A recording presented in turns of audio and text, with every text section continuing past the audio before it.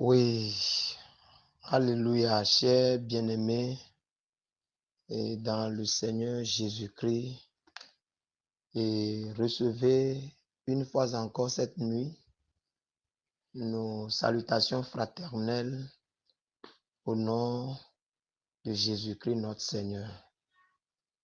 Et nous bénissons le Seigneur ce soir pour l'occasion qu'il nous accorde encore de nous regrouper autour de ce thème qu'est le salut.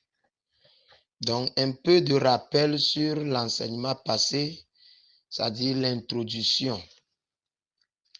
Et ceux qui veulent peut-être l'approfondir peuvent relire normalement l'enseignement passé que j'avais déjà envoyé avant que ce nouvel enseignement ne soit entamé, pour peut-être mieux comprendre. Mais le rappel que nous devons faire est que on ne peut pas parler de salut sans parler d'un danger. Donc, il n'y a qu'un danger qui frôle l'homme, qui guette l'homme, qui essaie d'atteindre l'homme, mais qui finalement ne l'a pas atteint. Et c'est dans ce sens qu'on parlera du salut. Et effectivement, dans notre cas spécifique, le plus grand danger dans la vie d'un homme est l'enfer, le feu éternel, l'étang ardent de feu et de soufre, la perdition, la mort éternelle, la souffrance éternelle, le lieu éternel de grincement de dents, de pleurer, de grincement de dents. Voilà un peu les différents noms que la parole de Dieu donne à l'endroit de souffrance éternelle qui est réservé normalement à Satan et à ses anges, mais dans lequel l'homme aussi prendra part par sa désobéissance à Dieu et donc son obéissance plutôt à Satan. Donc, et pourquoi c'est le plus grand danger de la vie de l'homme? Aujourd'hui sur la terre, nous pensons que les maladies sont des dangers, les accidents sont des dangers imminents. La mort est un danger peut-être le plus imminent dans la vie de l'homme. Un danger le plus imminent plutôt dans la vie de l'homme, n'est-ce pas? Donc, ce qui fait que l'homme fait tout pour ne pas être malade. L'homme fait tout pour ne pas être touché par un accident quelconque. L'homme fait tout pour ne pas mourir. Et surtout quand il s'agit de la mort, l'homme est prêt à sacrifier toute chose.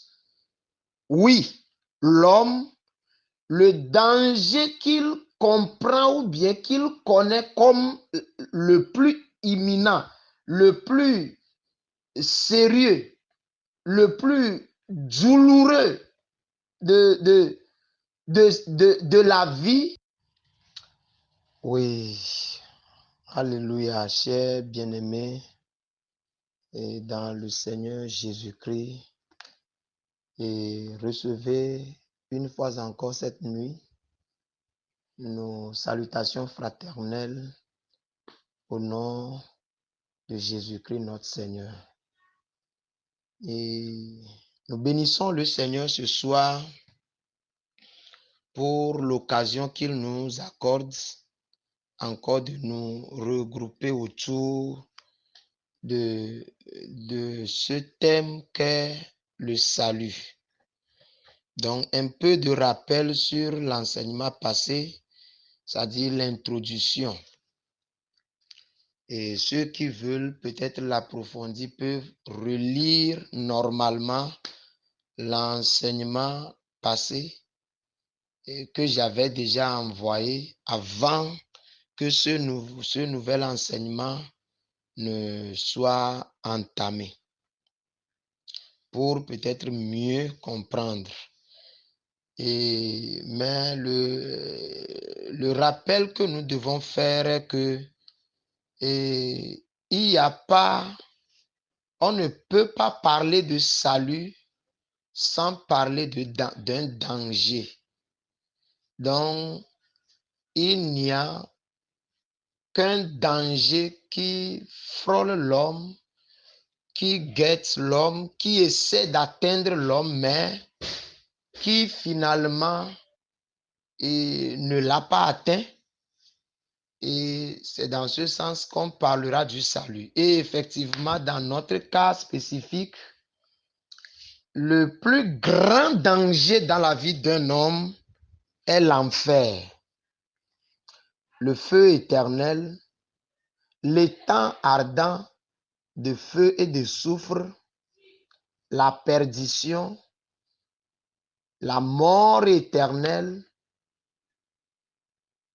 la souffrance éternelle, le lieu éternel de grincement de dents, de pleurer, de grincement de dents.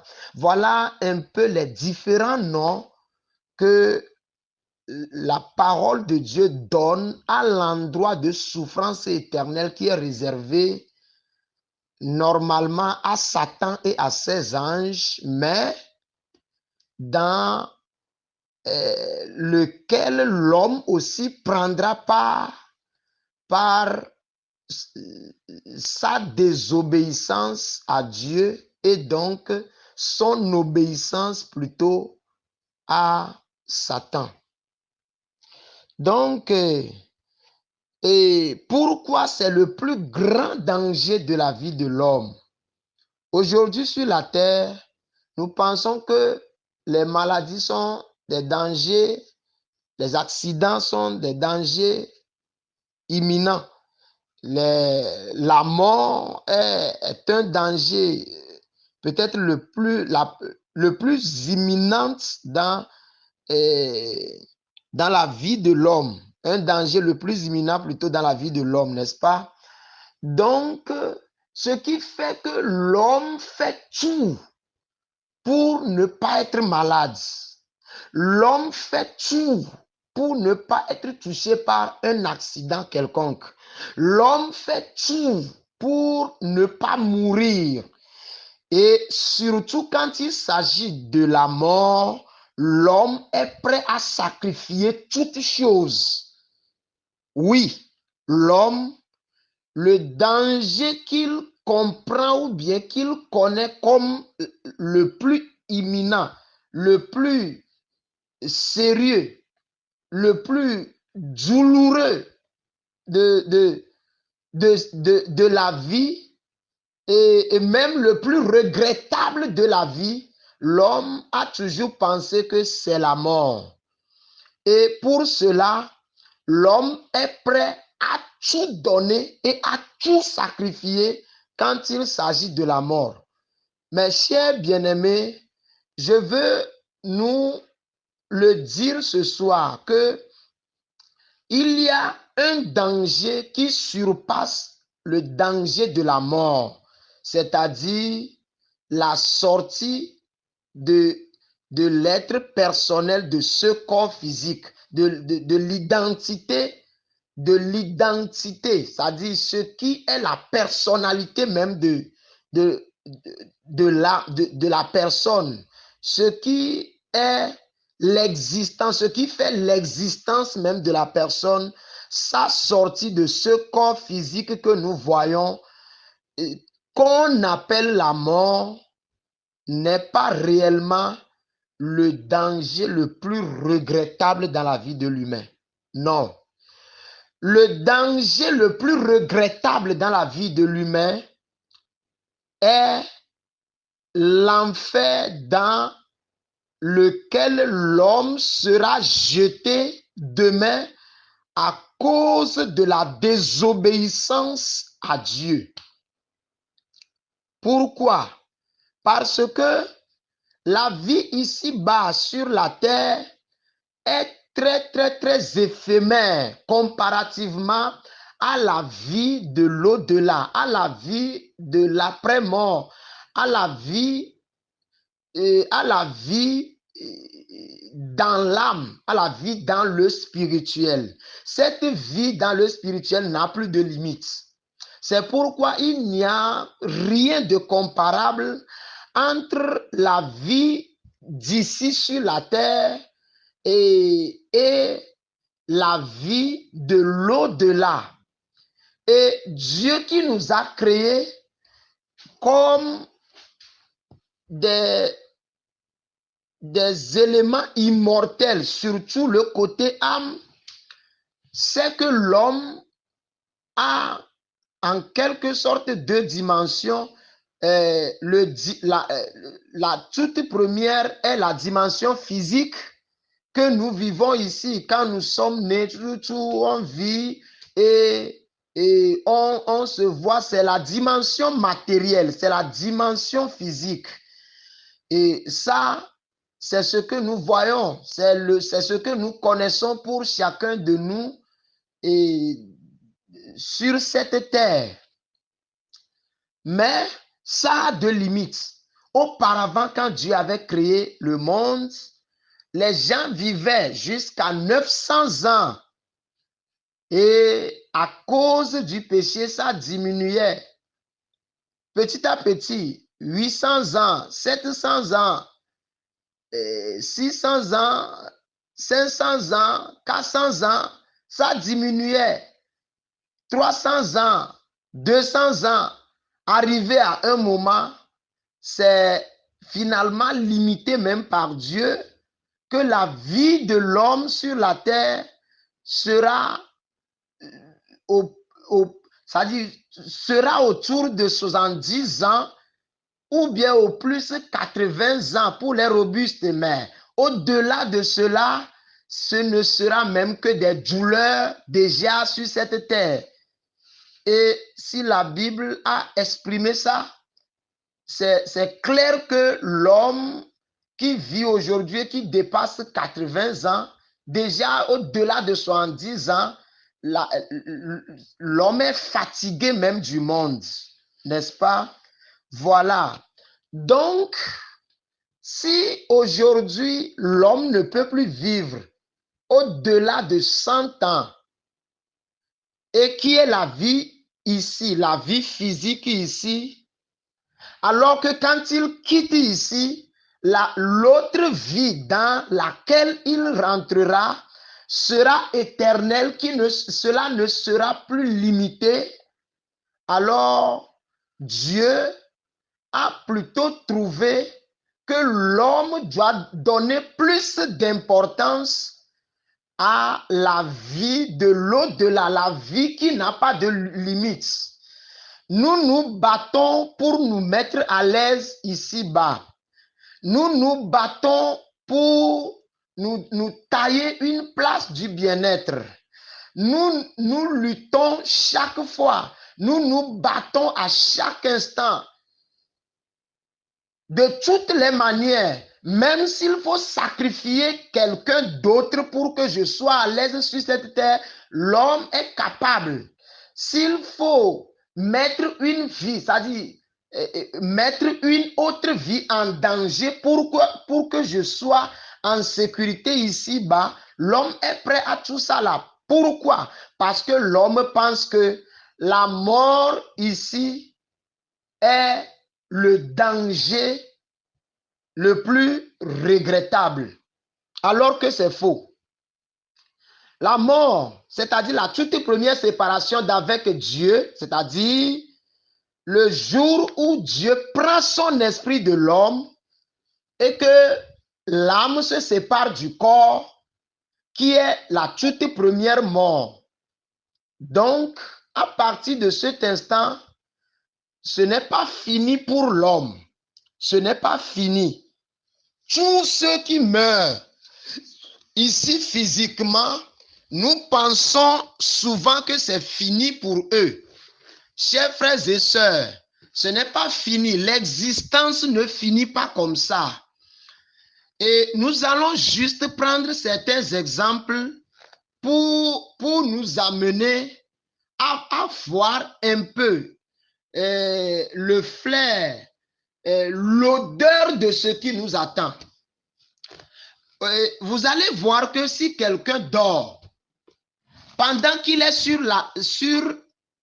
son lit, dans sa chambre, ou peut-être sur sa natte, n'importe où que la personne se repose en dormant, pendant qu'il est sur le lit, cette personne va se voir lui-même à quelque part d'autre très loin. Peut-être dans son activité qu'il fait dans la journée, peut-être dans son village où il n'avait pas été il y a longtemps, peut-être à l'école où il avait été, peut-être en train d'être courtisé ou bien en train d'être, comment je le dirais, d'être couché avec d'autres personnes, alors que la personne physiquement, la voilà dans son lit en train de dormir. Mais la personne même va se voir loin. Elle ne va pas se voir forcément dans son lit, mais elle va se voir quelque part, inconsciemment quelque part. Est-ce que nous imaginons un peu? Qu'est-ce qui est de cette personne qui est en train de faire ses navettes? Il s'agit de l'âme de la personne, ce qui est immortel dans la personne. La troisième entité, c'est elle qui fait ses circuits.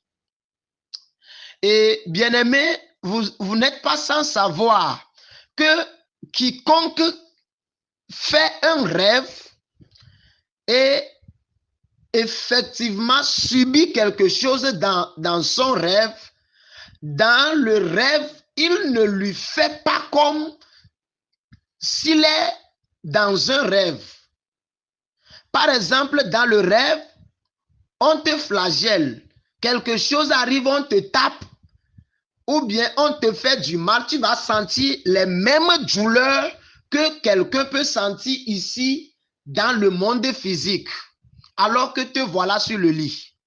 Il y en a même, dans le rêve, on les poursuit, ils courent. Il y a des gens qui ont des masques, qui poursuivent la personne pour la tuer. La personne court jusqu'à tomber. On veut le tuer et il se réveille ici. Il y en a qui voient des serpents qui les poursuivent. Et c'est comme si c'est dans le monde réel. Il y en a qui subissent des douleurs. On leur fait quelque chose de très malheureux, quelque chose de très douloureux. Ils subissent tout ça là et jusqu'à ce que même dans le rêve, ils voient qu'ils sont en train de pleurer. Et au réveil, à leur grande surprise, ils voient qu'il y a des larmes dans leurs yeux avant qu'ils ne se réveillent ici. Vous allez voir, il y en a qui rêvent en pensant, c'est-à-dire dans le rêve, ils se sont trouvés dans une condition difficile ou bien malheureuse et automatiquement, quand ils se réveillent ici, quelques jours après, ils voient que ce qu'ils ont trouvé, ce qu'ils ont rêvé dans le sommeil là, ça a commencé par s'accomplir ici. Ils ont perdu des trucs dans le rêve, ça s'accomplit ici physiquement. Donc, chers bien-aimés, même chose pour le côté bonheur. Hein? Il y a des gens, dans le rêve, ils vivent des situations de joie, des situations de bonheur dans le rêve, et en sorte qu'ils sont comblés d'une grande joie dans leur rêve. Mais quand tu se réveilles ici, ils trouvent que non, ce n'est pas la situation. C'est-à-dire qu'ils préféreraient retourner continuer dans leurs rêves. Qu'est-ce que je veux dire en donnant tous ces exemples? C'est juste pour nous amener à comprendre que l'âme, c'est ça qui est dans ce corps et nous nous réjouissons. C'est l'âme qui est dans ce corps et nous sentons la douleur, nous sentons la souffrance, nous sentons chaque besoin que l'homme sent. C'est parce qu'il y a un être immortel en lui qui est même sa vraie personnalité en lui qui fait sentir tout ça là. Écoutez, chers bien-aimés, dans le Seigneur, vous allez voir, quand on met un mot quelque part, c'est-à-dire quelqu'un en qui l'âme ne se trouve plus, quelqu'un qui est déjà mort, quelqu'un, c'est-à-dire de qui Dieu a déjà pris son esprit. Et donc l'âme est séparée du corps. Le corps déposé devant tous, quand on flagelle ce corps ne peut plus souffrir. Il ne peut plus crier. Le corps là ne peut plus dire, c'est-à-dire manifester son mécontentement. Quel que soit le mal qu'on fera à ce corps ne peut plus rien. Et il ne peut même plus rien manifester. C'est dans ça que nous comprendrons réellement que il y avait quelque chose dans ce corps. C'est plutôt ce qui est dans ce corps-là qui souffre et nous pensons que c'est ce corps plutôt qui souffre.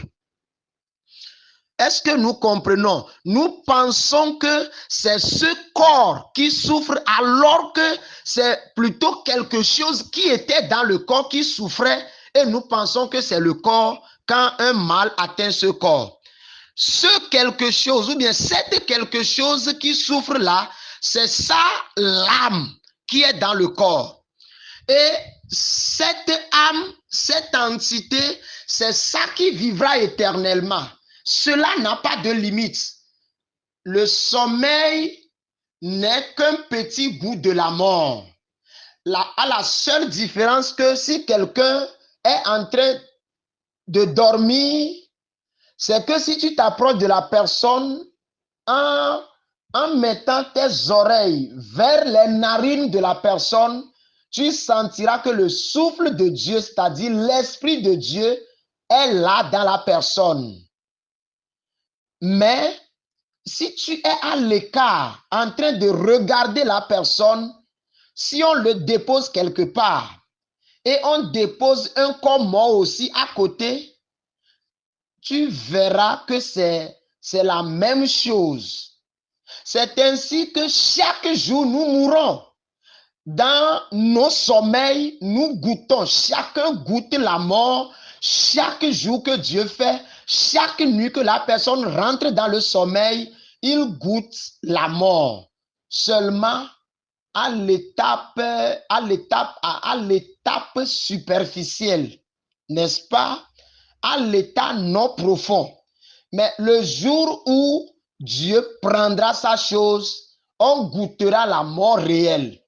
Voilà. Donc, si dans nos sommeils, nous éprouvons des choses, nous voyons quelque part d'autre, c'est de la même manière qu'après notre mort, l'existence là qui souffre même dans les rêves de façon douloureuse, l'existence là va toujours continuer ces navettes, ces péripéties, ces déplacements, tout ce qu'il peut vivre, l'existence là va toujours rester. L'âme ne meurt pas. L'âme ne meurt pas, c'est-à-dire ne disparaît pas. L'âme ne finit pas. L'âme existe toujours. Donc, le Seigneur, sachant que notre âme a une vie infinie, il préconise qu'au lieu que l'homme souffre ici et souffre aussi dans l'au-delà, il vaut mieux que l'homme soit informé. Il vaut mieux qu'on ouvre les yeux de l'homme là-dessus pour qu'il sache ce qu'il attend dans l'au-delà, afin que l'homme puisse préparer l'au-delà là, se démerder, travailler, se battre pour préparer sa vie de l'au-delà, donner plus l'utilité, l'importance à sa vie de l'au-delà, que de se battre pour cette vie-là ici. Parce que pour que là-bas soit bon, c'est ici qu'on le préparera. Pour que là-bas soit mal, tout dépendra d'ici. Alors, il convient que Dieu montre le plan qu'il faut suivre à l'homme déchu, à l'homme pécheur, à l'homme qui a déjà pris le chemin de l'enfer, le chemin de la souffrance éternelle de son âme. Il faudra qu'on explique cela à l'homme et qu'on lui montre que Dieu, dans son plus grand amour, ne voulant pas que l'homme souffre éternellement, ouvre une porte de grâce pour que celui qui veut, celui de l'homme, celui d'entre les hommes qui voudra sauver son âme de la souffrance éternelle vers laquelle l'homme est en train d'avancer, s'il le veut, cet homme peut effectivement sauver son âme à travers le plan que Dieu a destiné pour sauver l'humanité. Cette fois-ci, le salut ne va pas être géré par Dieu seul sans la participation de l'homme lui-même. C'est ainsi que personne ne peut être sauvé par Dieu seul si la personne n'a pas mis son libre arbitre dedans. Alors, le plan que Dieu a fait, c'est que, comme nous le disons, Dieu l'avait dit par le Seigneur Jésus-Christ au monde entier. Que quoi? Que servirait-il à l'homme de gagner le monde entier, de gagner tout le monde s'il perdait son âme? Autrement dit, s'il laissait son âme qui vivra éternellement entrer en enfer. Parce que tout ce que nous gagnerons dans ce monde, dans l'espace de 70 ans, 80 ans environ, si le Seigneur accordait longévité à la personne, dans 70 ans, 80 ans, ou bien au maximum dans 100 ans, l'homme laissera tout ça là, qu'il le veuille ou pas, tout ce qu'il a amassé ici, il les abandonnera et partira. Assurément, il partira. Nous tous, nous mourrons. Nous tous, nous sortirons un jour de ce corps. Mais l'éternité est devant nous. L'éternité, elle est devant chacun. C'est pourquoi le Seigneur Jésus pouvait attirer l'attention de l'homme pour lui dire: que servirait-il à un homme de gagner le monde, de gagner tout le monde s'il perdait son âme, s'il laissait son âme entrer dans le feu éternel, s'il laissait son âme entrer dans la souffrance éternelle? Nous tous, nous savons comment la souffrance fait mal. C'est pourquoi nous nous battons pour ne pas souffrir ici.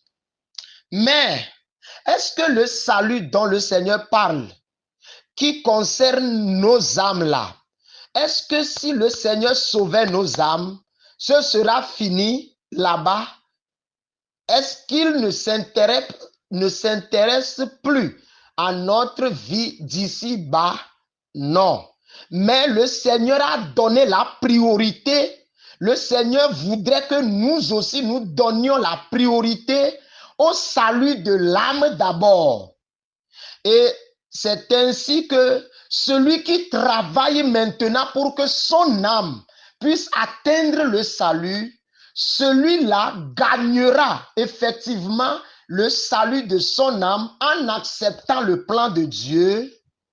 Et ensuite, qu'est-ce qui se passera? Le Seigneur, pendant qu'il est dans les mains du Seigneur, le Seigneur prendra soin de lui aussi pour son bien-être ici-bas, mais qui ne sera pas coûte que coûte une priorité pour le Seigneur. Mais il prend toujours et toujours soin de ses enfants selon sa volonté ici-bas.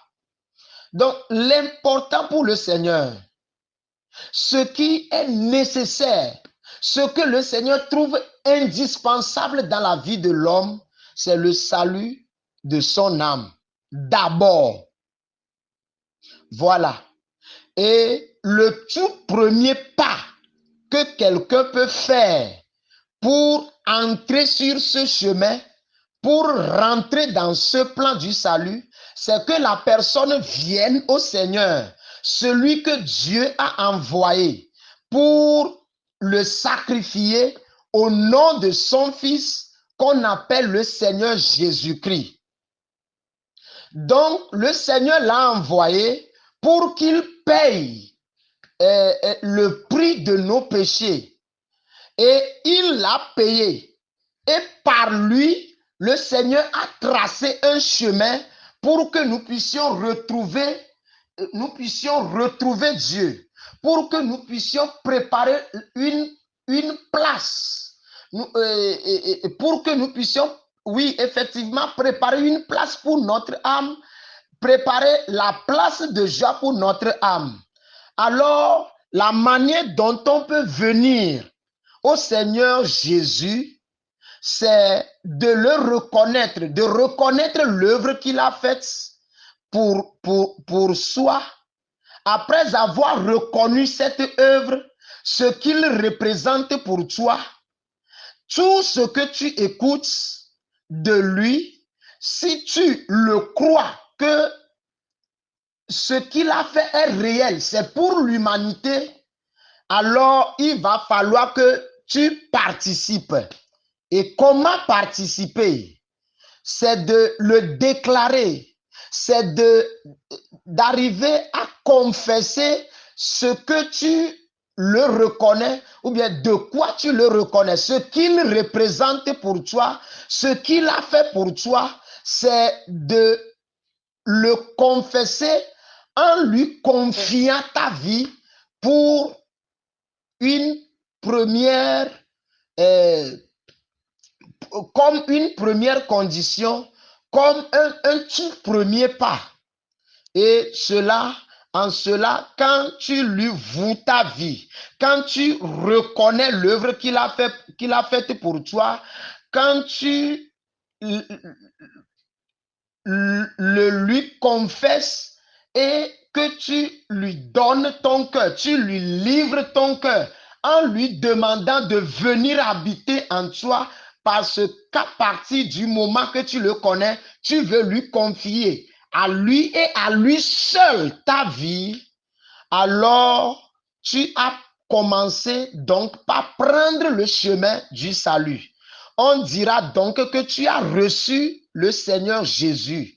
Et le recevoir comme tel, c'est que tu le reçois comme ton sauveur, celui qui te tire du chemin qui mène à l'enfer, mais ça dit le chemin qui mène à l'enfer, le chemin qui mène à la perdition, le chemin qui mène à l'état ardent de feu et de soufre, et le chemin qui mène à la seconde mort.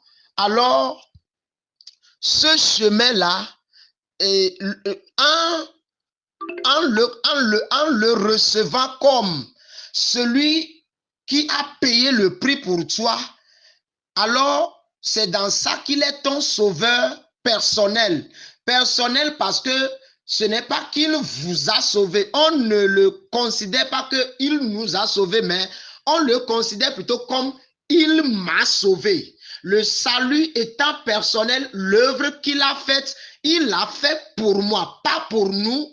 Pour les autres, ça fait leur affaire, mais moi aussi, ce que je reconnais dans mon cœur à l'égard de mon Créateur, c'est qu'il a fait cette œuvre pour moi. c'est dans ça qu'il est mon sauveur personnel. Et donc, s'il est mon sauveur personnel, ma vie même ne m'appartient plus. Dès lors que je lui confie ma vie ne m'appartenant plus, alors il devient aussi automatiquement mon Seigneur. C'est-à-dire celui à qui je me livre et je suis maintenant comme à lui comme un esclave.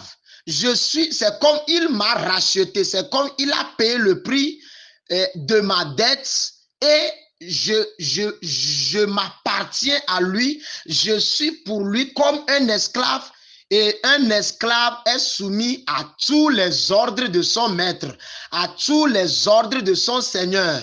C'est ainsi que celui qui veut prendre le chemin du salut, il reconnaît Jésus comme celui qui le sauve de l'enfer et donc son sauveur personnel, mais encore son Seigneur, celui à qui il doit toute obéissance et tout respect. Dès lors, la personne a donc fait son premier pas vers le Seigneur. Mais le jour où il doit faire ce pas, il doit le confesser par la bouche. Il doit le déclarer par la bouche pour montrer aux autres esprits qui gouvernaient sa vie que ces esprits entendent et comprennent que cette personne que nous gouvernions auparavant, cette personne que nous avions assujettie à notre ordre, cette personne à qui nous étions Seigneur a lui-même choisi maintenant officiellement, publiquement un autre Seigneur. Et c'est une manière de donner l'autorité à Jésus pour qu'il affronte les anciens seigneurs que l'on avait sur sa vie afin qu'il les élimine, les renvoie de la vie de ce nouveau chrétien parce que ce sont ces anciens seigneurs qui étaient mandatés de conduire tout petit à petit la personne en le conduisant par des réflexions malsaines, par des idées pécheresses, par des compréhensions, de mauvaises compréhensions tout doucement, en étant toujours désobéissant à Dieu, s'assurant que cette personne va toujours désobéir à Dieu jusqu'à la fin de sa vie. Et la mission, c'est qu'ils finissent par amener cette personne en enfer, l'endroit qui leur était réservé. Mais le jour où la personne confesse Christ, la personne le déclare par la bouche, à partir de ce jour, la personne officiellement, spirituellement, publiquement, a donné l'autorité au Seigneur Jésus sur sa propre vie, afin que Jésus puisse le sauver totalement, mais aussi, il a débouté, il a retiré l'autorité par cette déclaration. Par cette confession, il a fait échouer ou bien retirer le droit que les anciens seigneurs avaient sur sa vie. Ainsi, la personne, on dira que cette personne est venue à Jésus ou bien cette personne a reçu Jésus. Alors, il a posé le premier pas. Donc, pour poser ce premier pas, Jésus dira, c'est-à-dire que la vie qu'on mène dans le royaume est dans Jésus. Pendant que la personne fait cette confession, il fait cette déclaration, automatiquement Jésus vient le pénétrer parce qu'il lui demande dans cette confession qu'il lui donne sa vie. Alors, en lui donnant sa vie, là, Jésus vient habiter spirituellement dans sa vie. Et on dira, à tous ceux qui l'ont reçu, il leur a donné le pouvoir de devenir enfants de Dieu. Donc, le jour que la personne a fait cette déclaration, un pouvoir lui est donné pour continuer et devenir alors enfant de Dieu. N'est-ce pas? Ça, c'est dans Jean chapitre 1, le verset 12 à 13. Et on dira que le jour que la personne fait ça, on lui donne un pouvoir qui va le travailler pour faire de cette personne un enfant de Dieu. C'est-à-dire, mais à tous ceux qui l'ont reçu, il leur a donné le pouvoir de devenir enfant de Dieu. Donc, la personne a pris donc le chemin du salut. n'est-ce pas? Et on dit que dès lors, cette personne est née de Dieu, il n'est plus de l'ancienne naissance, mais il a maintenant une nouvelle naissance. Donc, on comprend que une naissance, une nouvelle personnalité commence. Un nouveau plan, une nouvelle manière c'est-à-dire de naître dans un monde est accompli dans la vie de la personne. Voilà.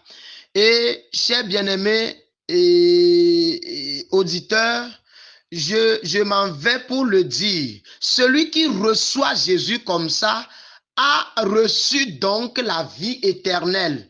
Parce qu'il dit quoi? Voici le témoignage. Ça, c'est dans Jean, c'est dans 1 Jean chapitre 5, le verset 11 et 12. Il dit, et voici le témoignage. C'est que Dieu nous a donné et son Fils, c'est que Dieu nous a donné la vie éternelle et que cette vie est dans son Fils. Celui qui a le Fils a la vie, mais celui qui n'a pas le Fils de Dieu n'a pas la vie.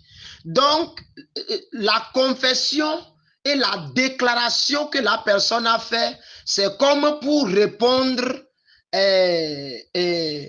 à cet appel du Seigneur qui dit que je me tiens à la porte. Cela se trouve dans Apocalypse chapitre 3, le verset 20. Il dit que voici, je me tiens à la porte et je frappe cette porte. Celui qui entend ma voix et qui m'ouvre la porte, j'entrerai chez lui. Je souperai avec lui. Autrement dit, je mangerai avec lui et lui aussi mangera avec moi. Donc Jésus portant en lui la vie éternelle, quiconque en qui il est pénétré, celui qui lui a ouvert cette porte pour qu'il rentre dans la personne, alors la personne va automatiquement bénéficier de la vie de Christ qui est la vie éternelle. Et donc, sur ce pouvoir de la vie qui lui est donné va le transformer à devenir enfant de Dieu. Voilà un peu ce qui concerne ce premier pas qui est recevoir Jésus-Christ en tant que son Seigneur et son sauveur personnel. Chers amis et chers frères et sœurs dans le Seigneur, et nous allons nous arrêter ici pour cette première partie. Et nous allons quand même peut-être poursuivre avec la deuxième partie, parce que si nous voulons tout dire, peut-être ça prendra plus de temps et cela sera peut-être difficile ou bien trop volumineux pour les gens de télécharger. Mais tout compte fait, s'il y a encore d'autres ajouts à envoyer après, je vais peut-être les envoyer avant d'entamer la deuxième étape du plan du salut. Donc, pour le plan du salut, ça a 3 étapes. La première étape, c'est recevoir Jésus-Christ en tant que son Seigneur et son sauveur personnel. Et la deuxième partie, c'est recevoir le baptême d'eau. Et la troisième partie, c'est recevoir le Saint-Esprit. Donc, avec la suite, si le Seigneur nous fait grâce de recevoir encore, de trouver encore d'autres points plus importants et ajouter, on le fera avant d'entamer la deuxième étape. Sinon, on entamera directement la deuxième étape. Mais comme je l'ai toujours fait, les références un peu indispensables par rapport à ça, je trouverai le temps de l'envoyer avant dimanche. Merci beaucoup. Que le Seigneur vous bénisse et que la nuit vous soit bonne. Que le Seigneur permette que cet enseignement puisse vraiment éclairer quelqu'un. Je prie dans le nom de Jésus que le Saint-Esprit agisse et opère puissamment dans un esprit afin de l'illuminer au nom de Jésus de Nazareth à trouver le chemin du salut de son âme. Je prie que tout esprit qui était dans une vie travaillant avec une mission de le conduire en enfer soit menacé par la puissance du Très-Haut. J'ordonne maintenant que chaque esprit qui opère dans une vie sorte maintenant au nom de Jésus et que ces vies soient libérées pour le Seigneur Jésus. Saint-Esprit, possède chaque vie et fais en sorte que chaque vie comprenne encore plus ton enseignement et que le sang que tu as versé sur la croix de Golgotha ne soit pas vain pour nous, mais que ce sang nous soit vraiment profitable. Seigneur, merci parce que tu nous l'as fait, Père, au nom de notre Seigneur Jésus-Christ. Père, merci parce que tu es au-delà de tout et que tu connais tout. Je prie, Père, que ceux à qui tu as destiné cet enseignement pour leur faire du bien, alors que le but soit atteint et que le pourquoi tu as versé le sang ne soit pas vain, mais que ton sang versé puisse atteindre toujours son objectif. Merci beaucoup, Père, et protège la nuit pour chacun de nous. Au nom de Jésus-Christ de Nazareth. Amen.